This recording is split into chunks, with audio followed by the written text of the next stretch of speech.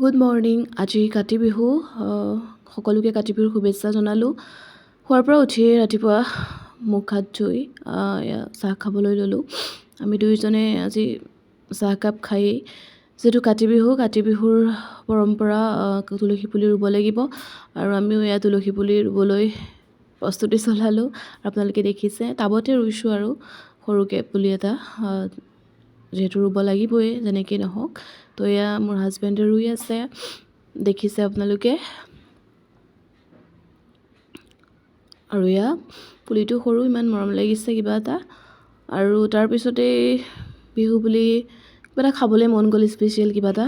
তো আমি ভাবিলোঁ আজি মটন পোলাও খাম। তো এয়া মই গোটেইখিনি যোগাৰ কৰি ল'লোঁ, সামগ্ৰী যিখিনি লাগে পোলাও আৰু মাংসৰ কাৰণে। এয়া দেখিছে আপোনালোকে। চাউলটো প্ৰথমত তিয়াই ল'লোঁ, তিয়াই পেলাই অকণ সময় থৈছোঁ আৰু মটন এয়া দেখিছে। তো বনাই কৰি হোৱাৰ পিছত ফাইনেল ৰিজাল্টটো আপোনালোকে দেখিলে কেনেকুৱা লাগিছে কমেণ্ট কৰি জনাব।